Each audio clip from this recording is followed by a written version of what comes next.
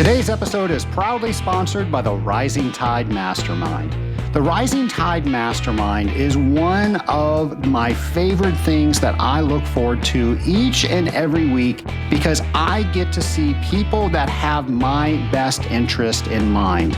I know this because I have their best interest in mind. And when you get people together in a room like that, you can just imagine how people want to help other people. If this sounds like something you want to learn more about, go to scalinguph2o.com/mastermind. Welcome to the Scaling Up H2O podcast. My name is Trace Blackmore, the host of this amazing industrial water treatment podcast. Of course, this is the podcast where we scale up on knowledge so we don't scale up our systems. And Nation, one of the things I love about hosting this podcast are all the people that I get to meet because I just decided to purchase a microphone and put a podcast out there. But it's the Scaling Up Nation that has told so many people about this podcast and has shared not only the fact that we have a podcast, but the mission that we have as a podcast to raise the industrial water treatment industry. I just think that's amazing. And because of that, I've had the privilege of meeting so many people that I didn't know before this podcast. And that is just so cool to me because everybody in this industry has a story. Everybody in this industry has a passion for being in this industry. And I love finding out what that is. I love finding out how people join this industry. I love learning why people stay in this industry and what they see the future of this industry is. The future of the water treatment industry is you. It is all of us together.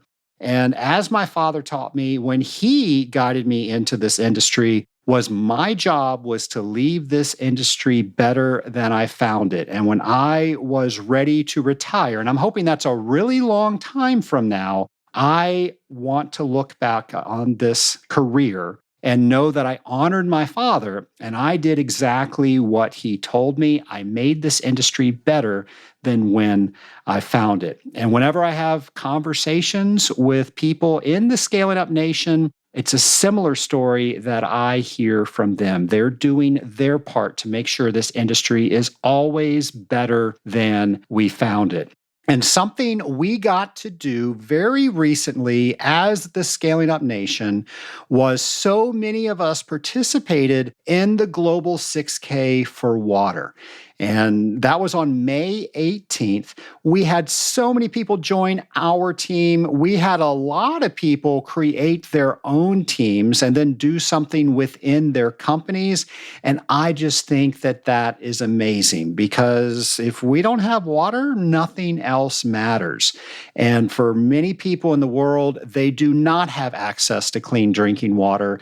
And that means their life is changed very differently when you've got to walk to get water to and from, and the average distance that people walk to get water that don't have that is 6 kilometers. And of course, we learned from this podcast that when people are walking, normally they're on roads where people of nefarious intent are kidnapping kids and women and all sorts of horrible things. Of course, kids are not in school because they're walking. And when we can bring water to them, that now allows them to focus on things that changes their lives, that change their community. And because of all the people that participated in the Global 6K this year, there were so many life changes that happened. So I want to shout out to everybody across the Scaling Up Nation that was involved in the Global 6K. And the hashtag pictures that you shared with us, I love that. I love seeing that even though we're in all different parts of the globe, we are doing something together, even though we are not physically together. So thank you for sharing all of those. Thank you for sharing the fact that your company came together over this. So many people said that they did something with their company, and now their entire team is looking at water a little bit differently. And they're now educating people that we can solve the global water crisis within our lifetime, but we definitely have to change some things and we have to bring an awareness around that in order to achieve that. So many of you are out there and you are doing that. And I think that is the very definition of what my father taught me when I got in this industry. Leave this industry better when you leave it than you found it. Well, nation, just think if within our lifetime we can put an end to the global water crisis. And in the meantime, just think of all the people that now have access to clean drinking water where they live. That is life changing, and the Scaling Up Nation is changing lives. So I just want to thank everybody who participated with that. If you want to learn more about the Global 6K, you, of course, can go to our show notes page for this show, and we will have a link for that. And of course, we are going to celebrate that every single year. So as the next date approaches, we'll, of course, give you all the information so you can participate. I tell you, it is a great thing to do with your team. It's above the routine day-to-day that we normally do, and it's such a good cause. It makes you feel good about being in this industry and letting people know that they can change how we deal with the global water crisis.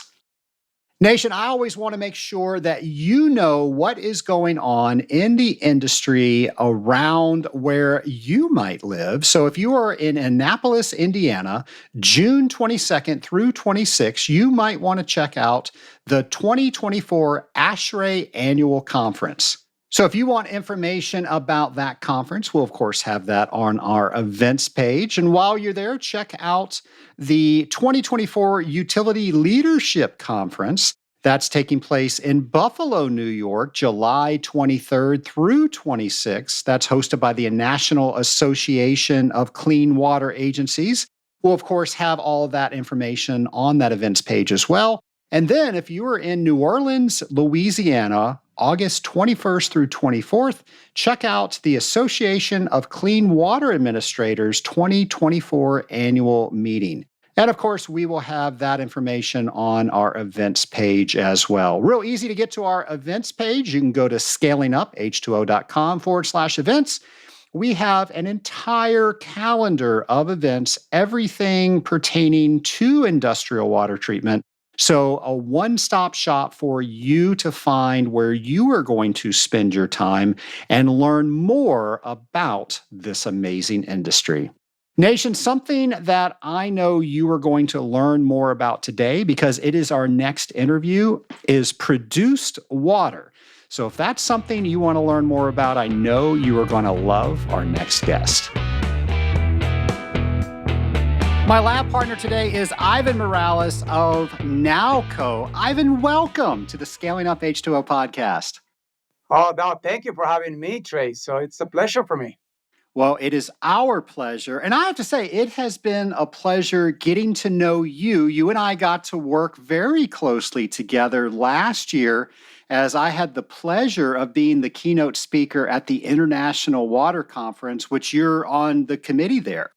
Yes, Trace, it was a great deal for us having you as a keynote speaker. Very entertaining, very current, and a great way to deliver the message out there at the IWC last year in November. As you mentioned, I have been keynote speaker lead. This year, I'm taking over the technical chair committee. So I'm pretty much putting all the technical program together for this year in Las Vegas. You really were a delight. The entire team was a delight to work with over there. I'm really sad it's over with, to tell you the truth. Yeah, no, I agree, but we keep working. So we have been working tirelessly to making sure that this year in Las Vegas, we can do it the same or better as you experienced in San Antonio last year. Yeah, whoever the keynote speaker is for this year, talk about hospitality. I mean, you guys made sure that I had everything that I needed every step along the way.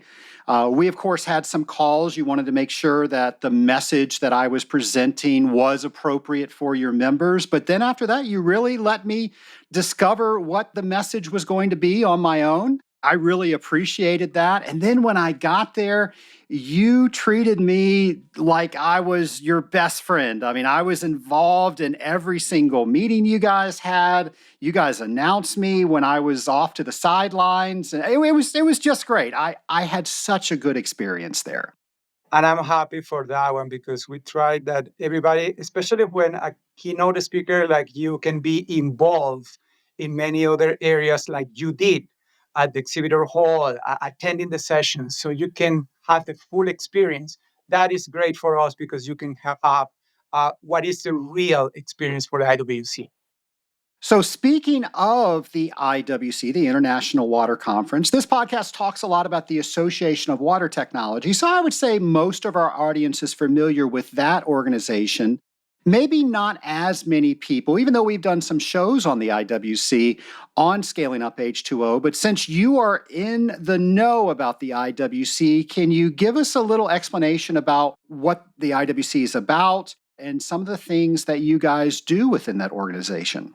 Yeah, no, great question. And thank you for allowing me to explain to your audience a little bit about what the International Water Conference is. And one is has been running for the last 80 plus years and is fully non-commercial conference, meaning that we take pride on making and review the papers and making sure that all the papers are technically correct.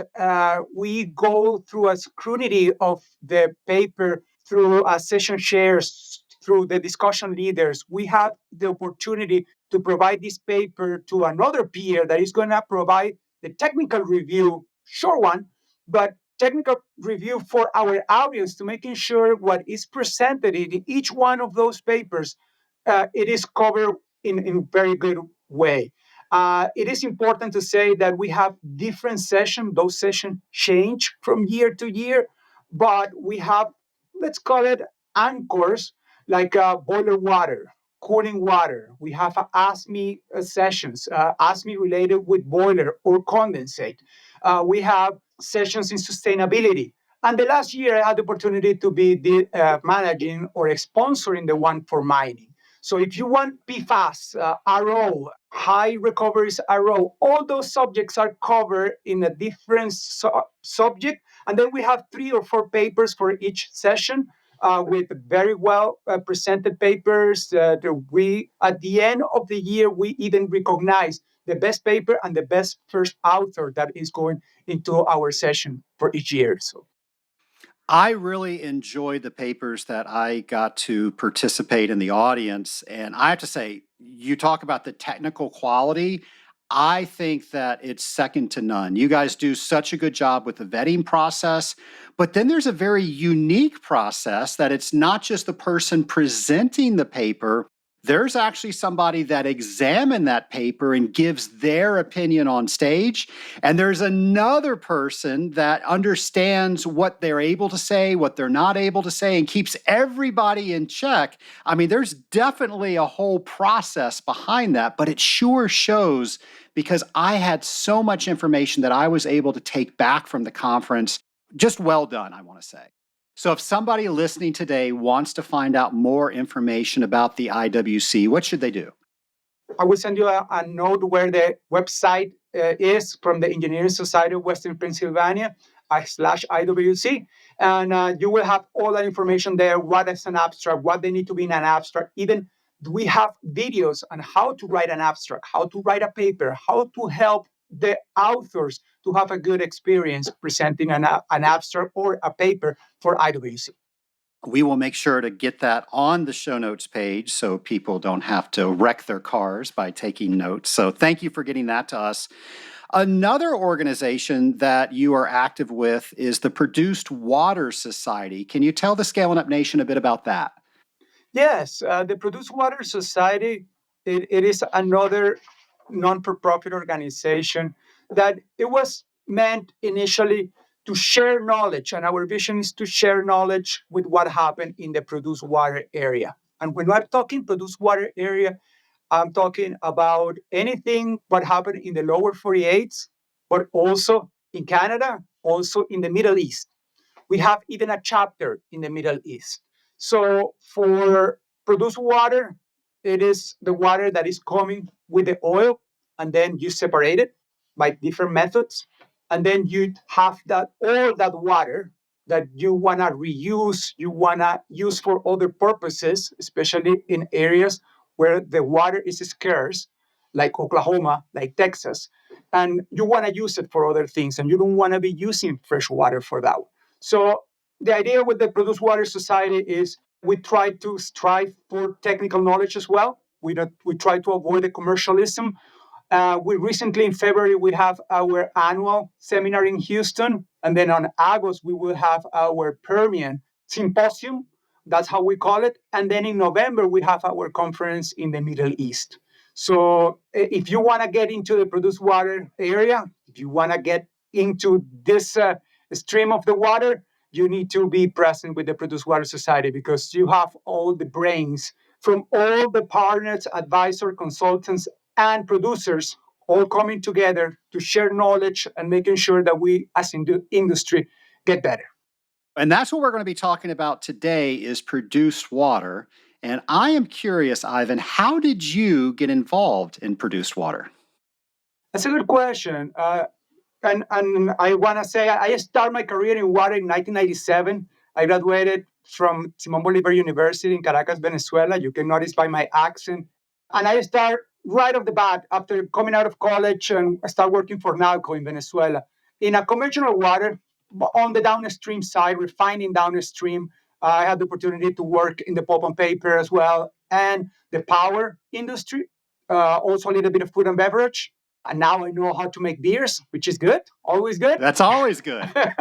And back in 2003, I left the country. So Nalco moved me to Mexico. I was more on the power generation institutional type of, well, we call it in Nalco institutional segment, which is power industry, but also a small plants manufacturing. I was living in the border between Mexico and the US in Mexicali. And in 2006, I got knock on the door, and the company asked me to move to Fort McMurray in Alberta. So, and since 2006, I have been working with the produced water until now. So, 2006 up to 2018, I was here in Calgary, where I live now, Alberta, Canada. And then in 2018 to 2021, my wife got transferred to Houston, Texas, and I was dealing a lot with the fracking water over there in the Permian and the Delaware, Midland, New Mexico, all that corridor there where the money is these days. And since then, I have been just working tirelessly with the produced water since 2006. Like you mentioned, I am part of the board of the Produced Water Society, where I serve as a secretary as well. So I'm part of the leadership team of the society beyond the board. And I've been just blessed, just working tirelessly with that one. It's a little bit of a change of the water because, well, most of the audience when we say water, we say crystal clear water. Well, this water can be crystal clear as well, but sometimes like a tea or one of those teas that you came in a bag. So because the colors that come with the oil and that's the organics that they're coming out of that one. But in general, it's water, and you cannot use it for drinking, but you can use it for other purposes. And that's what we're going to be talking about today. We have people that listen to this podcast all over the industrial water industry. This is the first time we've talked about produced water, but we've had several podcasts where we talk about it's everybody's job to make sure that we are using this valuable resource to its fullest. And there have been lots of guests on to say different ways that they're using and reusing water to make sure that it's staying on site and they're getting as much cycling through as they can. When it comes to produced water, what do you want the Scaling Up Nation to know? And if customers now start asking questions about produced water, we're now enlightened with the information that you're getting ready to give us. Oh, no, that's wonderful. Just as a segue, because I know that you have a great presence from people from AWT. Definitely, I would say a large majority of the AWT membership listens to this podcast. I would say we're around 20,000 listeners now. So that's bigger than the AWT. So they got to be coming from other places too.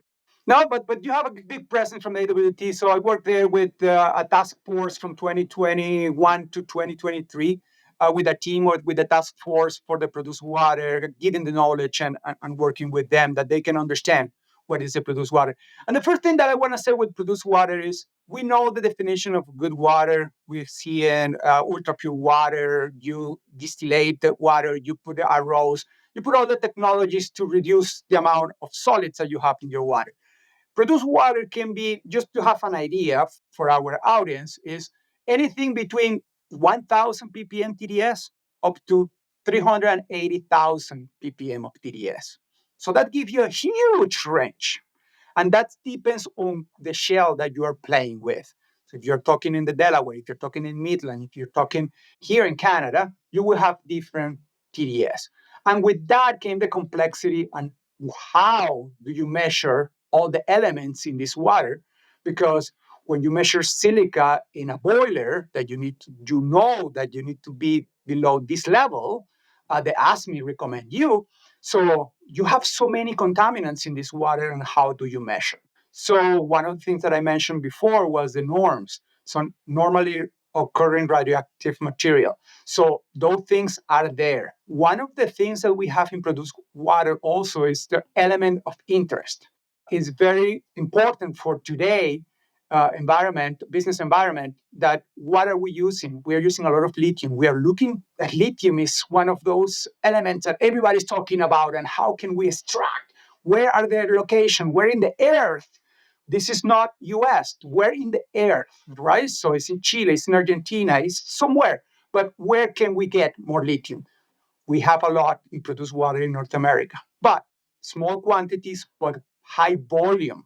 Because, put in perspective, right now, I think in the Permian, we are in the range of 5 million barrels a day. So the water oil ratio is about 10 to 1. So just put that one in perspective. 50 million barrels a day of water that is coming out of the ground every day. So what are we doing with that water? And with that came all the challenges that we are facing. So mostly the industry has been using disposal, just trying to get disposal of all that water. But with that, all that ocean is coming to us, what do we do with that water? So we don't have enough capacity to put it into the ground. And with that, it's important because we have the EPA as a regulator. Okay. Every time that we try to put any water anywhere, okay, any water of the USA, what they call WATUS, it is EPA regulation. They are the ones setting the framework. However, if I want to use that water for different use, for example, beneficial reuse, or using for other things, irrigating crops, for example, cotton crops, for example, not for human consumption, that is state regulated. And with that one, is going to be coming some challenges because every state is different. You mentioned a few ways that the water is being reused. What are some more ways that they're reusing water on site? One of the things that we are using today is we are trying to reuse the water. But we need to understand that reusing the water and removing all those solids, the TDS that I mentioned before, coming with that water is coming with a price. Okay? There are some conventional treatment, basically frog and drops. Just try to, by gravity, using the gravity and some chemicals in order to drop the solids that is in the water. These are suspended solids. In most cases, they are high TDS as well.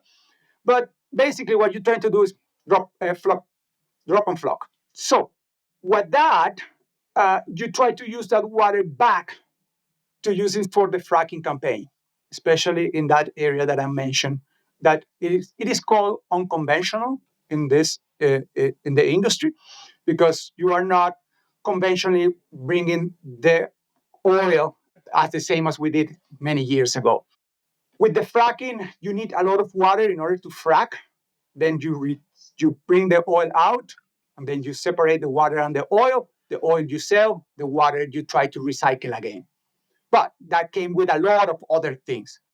And with those constituents that, like I mentioned, high TDS, 380,000 ppm of TDS, and you can imagine what is going to happen with the calcium, what is going to happen with the chlorides, what is going to happen with the sodium in that water is high. So it's not that we put in our boilers at 600 psi. So what we do is we try to have some sort of a treatment and then reuse a part. But dilution is not the solution because we are just coming with an ocean of water to us. And if we need to use that water has so much contaminants that it's going to cost us to try to treat it and then put it back to try to do the fracking campaign and recycle back. So in Canada, for example, the regulation is different than in the United States. You cannot use fresh water more than 10% of your produced water. So you are forced to recycle all your produced water. But the whole legislation is completely different. But understanding that more in North America, especially the audience are all North America, but mostly in the United States, the challenge we're going to be talking today is more in the United States so that people get an idea what's going on. And that's where we're going next. We're going to start talking about the EPA regulations that you've alluded to. So this water's coming in almost an ocean content, as you were saying. So they've got all of this water. They're trying to reuse it. But now if they do anything to it for reuse, they've got to make sure that they're adhering to these regulations. Let's start there. What are the regulations? How do we even know about them? Well, I think the best way that we can describe for our audience is most of this information is available in a report produced by the Groundwater Protection Council. They have been updating this information, and over there you will see what the challenges, all the regulations, what is the number for that regulation. Because one thing for me, what is important is, especially coming from that background that is not commercial speech, is just a technical speech, just provide the audience with information that they can trace and they can always cite on their work. So the Groundwater Protection Council has been doing an awesome job putting together this document, 100 and something pages, that you will see all the legislation that is out there for any water that you put it into the ground or inject it, sorry. And with that, you will also have every aspect of the legislation by state. So you will have Wyoming, you will have Texas, you will have New Mexico, you will have Colorado, and you call so on and so forth. You call for all the states that they are using produced water these days. Also, what are the challenges? What are the challenges that the people are facing? What are the initiatives? Because there's a lot of innovation and collaboration in this area.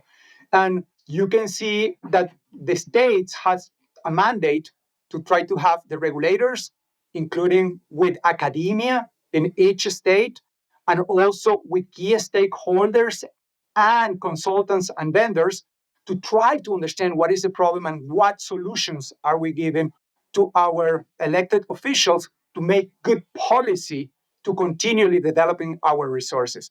And with that, you will see the New Mexico consortium, or you will see the Texas consortium for produced water, so that they're collaborating and they're working together to making sure that this is happening. With that, the guidelines are strict. So basically, the water that you try to put anywhere need to meet certain criteria. When the water is coming with 380,000 ppm of TDS, you're coming with a lot of other things, and that you try to avoid. And these days, the EPA, what it's trying to do is making sure with the innovation as well on the measurement side, that you can measure the things that before we didn't know that we have it in there. We're not talking about lithium levels. I'm talking about 10 ppb of lithium. But the volume, 50,000 or 50 million barrels a day, well, that gives you something to try to chase.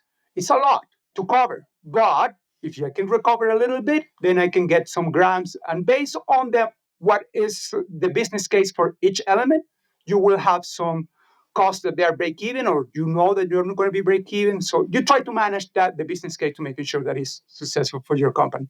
So at this point, the EPA is trying to making sure that everything that we put into the ground is measurable, They're asking us to do more frequent measurements, and they're making sure that we know what is in there.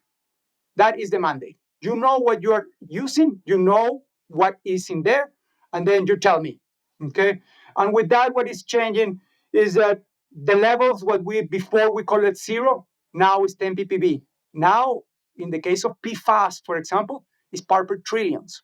Because before we just see things, okay, no, it's zero. No, it's not zero. What is the real level? So you're actually finding PFAS in the ground where that water has been in there for so many years. It's coming back up, and there's actually trace PFAS in there as well. There are some cases, I'm not going to say that is the norm these days, but there are some cases that people has identified PFAS in produced water. That's just amazing. Just a study of that and when it was produced, I think it was the late 40s, early 50s, and how it's now pretty much in every water source. And we're finding it in the ground where the dinosaur oil is. That's just amazing to me. Yeah, no, and it's just getting more and more out there. In the case of the coal industry, for example, it is important that anything that we use in the coal industry go, and I'm just here getting a segue to the coal, is every water that we put it or we take it out, we need to put it into the body of water in a better shape that we receive it. Because downstream of every coal mine, you will have a community that is feeding from that river. Mostly there's surface water for coal mining. But it is interesting to see that happen, and that happen on coal, that happen on produced water, that happen everywhere. You can start seeing cases. I'm not going to say it's general, but there are some cases out there that you will see appearance of PFAS. Like I said, just the study of that is amazing. And I'll do another plug for the IWC. Great papers on PFAS. I know I learned quite a bit. So those papers are available if somebody wants to get them today, aren't they? Yes, you need to pay a fee, but they are available for them. The reason for that one is because we publish the papers. PFAS was something that we were not talking 3, 4 years ago, and we we had to go through the emerging topics and understanding what is happening out there. Try to get people to help us to cover the basics, and now they have their own area or a session specific for PFAS for the last couple of years because we have so many papers that we are receiving, and people are developing this information as comes. You started talking about coal mines. We started originally talking about the oil production. Now, as far as coal mines, what should the audience know? Well, the first thing is any water that we receive, like I mentioned before, every water that we receive when we put into a coal mine, when we discharge, need to be in a better shape. And that is a challenge. It's a challenge for two reasons. One, we add some reagents to the water. And basically, the process is simple. All that you use is you have thickeners to solid liquid separation by density, pretty much. You just try to get water to help the process of separation of the coal, and then you get the coal to sell. But the water, you continually recycling, and you recycling and recycling. The water recycle a lot in a coal plant. The challenge is sometimes this coal comes with heavy metals, or you need to add some reagents in order to promote separation. And you need to make sure that that is not going into a body of water. The challenge most important is before we were not able to measure some elements in the water. Now we can. And EPA is really hard on that one because I said, like I mentioned, most of this any plan or project that is out there in North America, downstream the project, you have a community. And that community is using that water for drinking water. We need to be very responsible. And I think that's the best word to describe that. Let's say that you are testing and you're trying to stay within certain parameters, and for some reason you're not within those parameters. What does that mean? Are you holding the water? You're not able to use it? Does it have to go back through the process? What is the process if we don't meet our intended parameters? Basically, you cannot discharge, and you are the responsible. you know that if you get caught discharging something that is not right, first, 98% of the people working in that project live in that community. So you're putting your family at risk. That is number one. You need to be responsible for what you're doing. And number two, all that you do is you start to recycling back and making sure that your process can help you.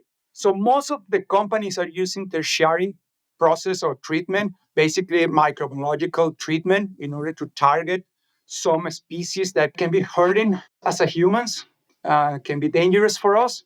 And that's mostly what they do. And basically you put it back, you recycle that water, put it back, and making sure that you go into the holding tank where you start to discharge the water again. And if not, uh, the process is batch process in many cases. So you have time to hold it without holding the production. So you have the big impoundments of things that you start recycling the water. So the design of these plants coming from the 40s or the 30s, that's something that is not new. Always have been consideration that that's something that can happen. Different to other process like in the fracking or here in Alberta, that if you are off the spec, that can be a problem because you need to shut it down or slow down, and you have a reservoir that you need to protect. So many other layers. I find it fascinating that, they've got to clean it up in order to do something with it. But in that process, they're finding valuable metals like lithium. How do they determine that it's cost effective to take these metals out and sell them or do something with them? And that's a good part of their process to add. Well, the first thing is we are not there yet. We wish that we will be there yet. So right now, there are many options for lithium extraction in produced water. However, they are not something that is commercially available that everybody's using or everybody's adopting. So we are in the process. I'm looking forward that in 2 years, I don't think that it's going to be more than that, we will have in a different conversation about this one. But right now, we are not at that point. We have tools to identify what is the price that we can pay for extract the element of interest and get some money out of there. But the price is high, right? So I think, and there are great tools out there, but on the financial side, let's put it in that way, not on the technical side. On the technical, we are looking more for direct lithium extraction. What can we do? What specifically can do? There's some people doing some things with membranes, some others doing with resins. So there's a lot of interesting out there. There is no uh, a silver bullet right now, but there are a lot of companies trying and pushing because there is a good financial driven to extract the lithium from the produced water these days. In addition to that, what are some other things that you can predict that the future of produced water will be changing for? I say the beneficial reuse is something that 3 years ago I was really skeptical that it's going to happen. I know that with the work that the consortiums are doing in New Mexico and in Texas, I have no doubt that it's going to happen. We are going to be using produced water through a process, let's call it a black box. Can be distillation, can be evaporation, low temperature distillation, many technologies that can work. But I'm pretty sure that we will be able to irrigate some crops for cotton, for things that we don't need to be consuming, because one of the issues or the challenges, not the issue, the challenge that we have with produced water is the high content of boron in the water.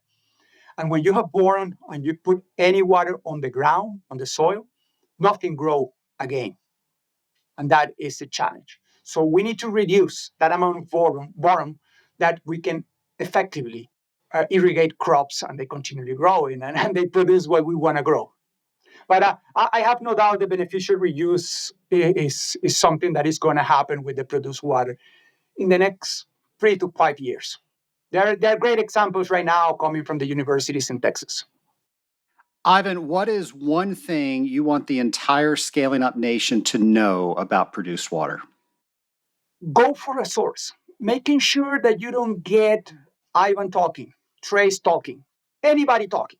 Just go to source. Try to understand what is out there, because we try to deviate the conversation, and there are a lot of people working to making sure we live a better world after our job. And I have to say, there are financial impacts, there are political impacts, they are environment impacts, but there are a lot of collaboration in produced water. And sometimes I feel that we get all the bad news for produced water, but there are a lot of good news too. And we are trying to make a world better for sure.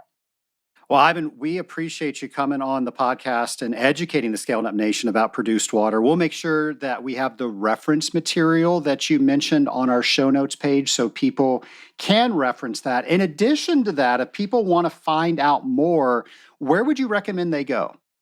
Well, the first thing is LinkedIn.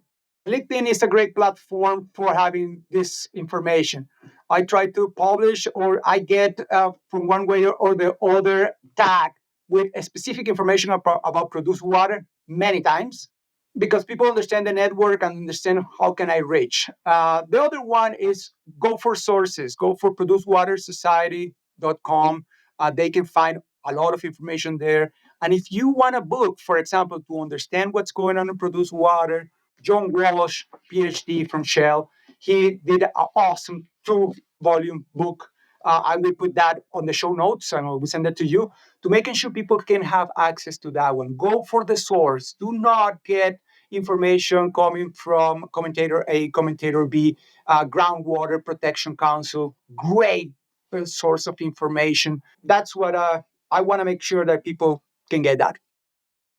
Well, we appreciate it. And I'm not quite done with my questions yet. I've got some lightning round questions if you're ready. Let's go for it.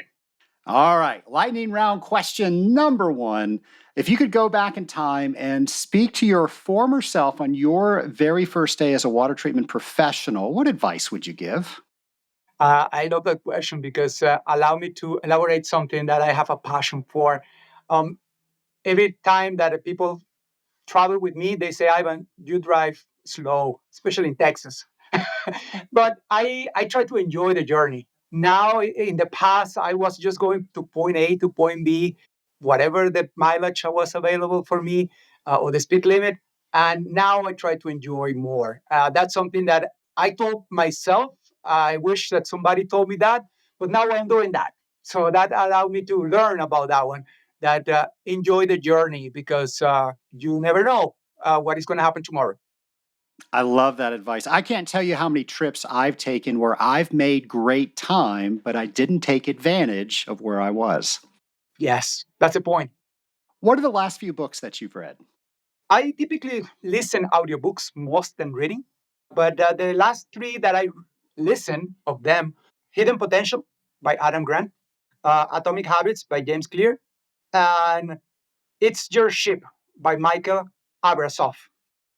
I am an Audible listener as well. I had a guest on. I know the Scaling Up Nation's probably sick of hearing me say this, but my question to you is, do you ever increase the speed of the audio playback? No, and the reason for that one is I use it for running. And I need the slow pace, especially because I do it when I'm doing my long runs or I'm doing my easy runs. And I just put it in there that the brain is working and not get tired. And if I run fast, then I'm just losing the day, because that's not the intent for the run. So that's why. I love that you're getting double duty with that. How about that? Yes, exactly. When Hollywood makes a movie about Ivan, who do you want playing Ivan? That's a good question, and one that make me think about it. But I have no doubt. I have one actor that his name is Michael Pena, or Michael Pena in English, and the reason for that one, he's so versatile, and he did the Millions Mile Away, the movie from the Mexican astronaut, and he also do the other part that I really love it, which is science fiction with the Marvel universe in Ant-Man, and the guy that can be annoying, talking and talking and talking and talking. So I think that has my dual personality, that I can be a nerd, but I also can enjoy what's going on. I love that. Final question. If you could talk with anybody throughout history, who would it be with and why? So I have no doubt, Jackie Robinson. I used to play baseball when I was a kid, born and raised in Venezuela. We just go by baseball for everything. He changed the world in my point of view, and I would love to have a conversation with Jackie Robinson. Well, I think you've changed a lot of people's point of view with what exactly produced water is. So I want to thank you for introducing that to the Scaling Up Nation, giving all the resources that we're going to have on our show notes page, and just thank you for coming on the Scaling Up H2O podcast. No, it's my pleasure, Trace. Like you say, when we met the first time with the keynote for the IWC, this is a journey and we have been enjoying together. I have a great memories with you in San Antonio last year. And no, it's whatever I can do in order to making sure that people understand the industries and understand the water, understand the challenge. I am all in. Feel free to contact me. I am here to support the industry to be in a better place when I came in. Scaled Up Nation, when I started this podcast, there were so many potential topics that I had picked out. But because of you out there in the Scaling Up Nation and the fact that water touches everything, the list of topics are endless.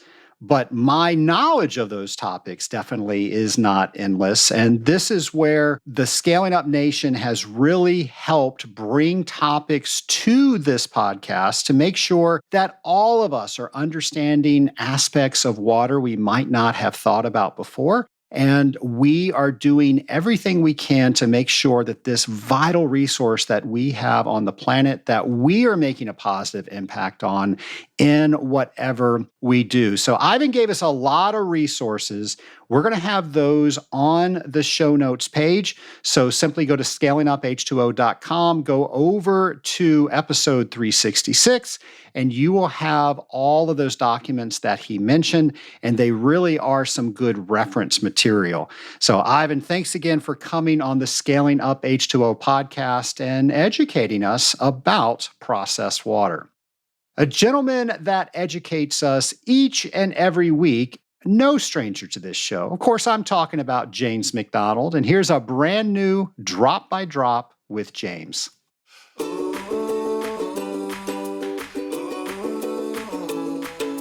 Welcome to Drop by Drop with James, the podcast segment where we wonder, explore, think about, imagine, and learn industrial water treatment. You guessed it, drop by drop. Together. In today's segment, I have a challenge for you. Challenge accepted. I challenge you to test the free chlorine in a cooling tower system immediately after sampling. Let the sample sit open for an hour and then test again. Was there a difference between your two readings? If so, how do you explain this?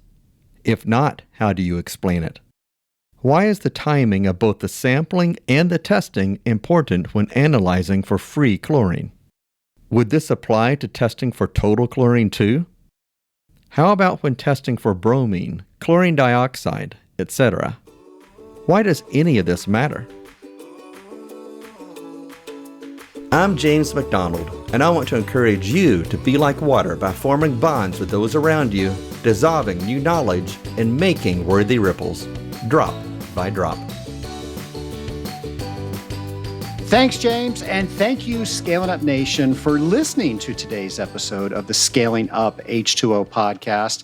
People ask me all the time what you can do to help the Scaling Up Nation, and specifically this podcast. So if you can take a moment and do a review for this podcast on your favorite podcast player, that helps us in so many ways. It helps get our search results to a higher position, which means we are going to find new people within the Scaling Up Nation. That means we're going to have continued topics and guests and all things to talk about right here on the Scaling Up H2O podcast.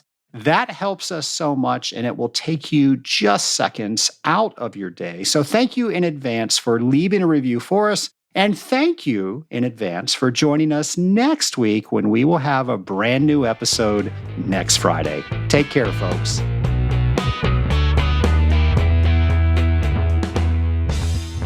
Scaling Up Nation, the surest way not to pass your CWT examination is never to take it. Well, I am here to help because I know there are so many potential CWTs out there that just aren't signing up to take the examination because they want to make sure that they do their best. Well, I am here to help build your confidence so you can sign up and take that CWT examination. Go to scalinguph2o.com/CWT prep. Once again, that's scalinguph2o.com/CWT prep to sign up for one of our CWT prep courses to allow you to build that confidence so you can be on your way to get your CWT.